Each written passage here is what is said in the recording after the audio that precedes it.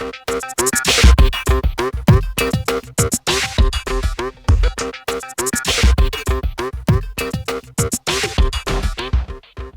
ഏറ്റവും പ്രിയമുള്ള സഹപാഠികളെ, ബഹുമാന്യരായ അധ്യാപകരെ, ഇവിടെ ഇന്ന് ഞാൻ കോളേജ് ആർട്സ് ക്ലബ് സെക്രട്ടറി എന്ന നിലയിൽ ഈ വലിയ സ്റ്റേജിൽ നിൽക്കുമ്പോൾ വളരെ വളരെ സന്തോഷവും അതിലുപരി പറഞ്ഞറിയിക്കാൻ കഴിയാത്ത വിധം ഒത്തിരി അഭിമാനവും തോന്നുകയാണ്.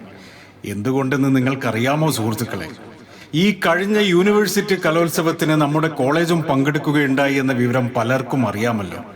ഈ കലോത്സവത്തിൽ നമ്മുടെ വിദ്യാർത്ഥികൾ വ്യത്യസ്ത മത്സരങ്ങളിൽ പങ്കെടുത്തുകൊണ്ട് പല ഇനങ്ങളിൽ വിജയക്കൊടി പാറിക്കുകയും യൂണിവേഴ്സിറ്റി കലോത്സവത്തിലെ ഓവറോൾ ട്രോഫി നേടിയെന്നുള്ള സന്തോഷ വാർത്ത ഈ വേളയിൽ അറിയിച്ചുകൊള്ളു.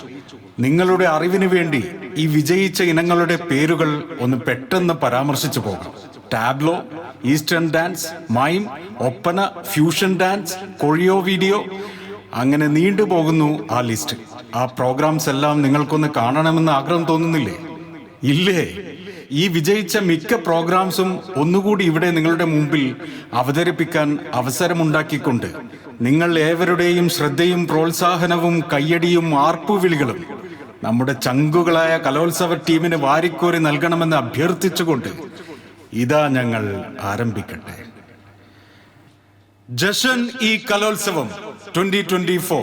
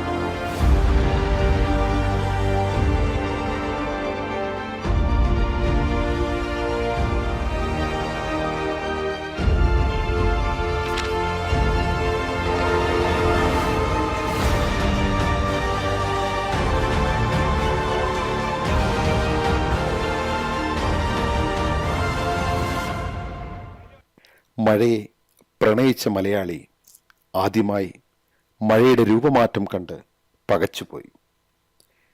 നിറഞ്ഞു കവിഞ്ഞൊഴുകുന്ന നദികളും ജീവന് തന്നെ ഭീഷണിയായ ജലസംഭരണികളും ഒറ്റ രാത്രി കൊണ്ട് സമ്പാദ്യങ്ങളും സ്വപ്നങ്ങളും കൺമുന്നിലൂടെ ഒലിച്ചു പോകുന്നത് നോക്കി നിന്നു. എങ്ങും നിലവിളികളും സഹായത്തിനായി കേഴുന്ന കൈകളും മാത്രം. ഒരു നൂറ്റാണ്ടിലെ മഹാപ്രളയത്തിന്റെ നേർചിത്രം. 2018 കടന്നു പോകുമ്പോൾ കേരള മനസാക്ഷിയെ ഞെട്ടിച്ച സംഭവത്തിലേക്ക് ഒരു തിരിഞ്ഞുനോട്ടം. കേരളം കണ്ട ഏറ്റവും വലിയ ദുരന്തങ്ങളിൽ ഒന്നായിരുന്നു മഹാപ്രളയം. ആ പ്രളയത്തിൽ സ്വന്തം വീടുകൾ ഉപേക്ഷിച്ച് പതിനായിരക്കണക്കിന് ജനങ്ങൾ ദുരിതാശ്വാസ ക്യാമ്പുകളിൽ എത്തിച്ചേർന്നു. ആയിരക്കണക്കിന് ആളുകൾ മതഭേദമന്യേ രക്ഷാപ്രവർത്തനത്തിൽ ഏർപ്പെട്ടു. മതത്തിൻ്റെയോ രാഷ്ട്രീയത്തിൻ്റെയോ പണത്തിൻ്റെയോ അതിർവരമ്പുകളില്ലാതെ ജനങ്ങൾ തോളോട് തോൾ ചേർന്ന് രക്ഷാപ്രവർത്തനങ്ങളിൽ പങ്കെടുത്തു. കൈക്കുഞ്ഞുങ്ങൾ, പ്രായമായവർ, ഗർഭിണികൾ, പാവങ്ങൾ, പണക്കാർ, മധ്യവർഗം എന്നിങ്ങനെ എല്ലാവരെയും ദുരിതാശ്വാസ ക്യാമ്പുകളിൽ എത്തിച്ചു.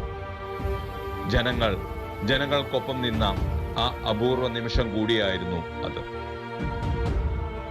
ഈ നിമിഷം രക്ഷാപ്രവർത്തനത്തിൽ പങ്കെടുത്ത എല്ലാ ജനവിഭാഗങ്ങളെയും പട്ടാളക്കാർ, മത്സ്യത്തൊഴിലാളികൾ, കലാസാംസ്കാരിക രാഷ്ട്രീയ പ്രവർത്തകർ, മാധ്യമ പ്രവർത്തകർ, പോലീസുകാർ എല്ലാവരെയും ഈ അവസരത്തിൽ നന്ദിയോടുകൂടി ഓർക്കുന്നു.